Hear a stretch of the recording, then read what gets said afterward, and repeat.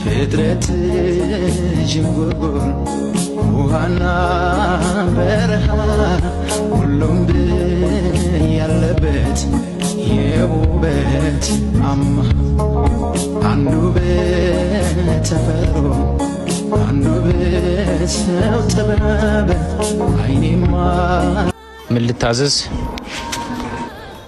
ቆንጆ የሥራ መንፈስ ያለው ባላላችሁ እዚህ የምናቀርበው ሰው የለም ምግብ እንጂ።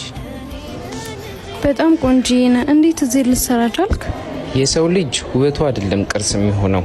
ዛሬ ደፋ ብሎ ካልሰራ ነገ ማን ቀና ብሎ ያየዋል? እኔ ጋር ጥሩ ደሞዝ አለ። ለምን አላስቀጥርህም? ውይ እኔ እዚህ ተመችቶኝ ነው የሰራ ያለሁት። በጣም አመሰግናለሁ። ወይ እሺ መጣሁ። የምትፈልጊው ነገር ካለ ጥሪኝ።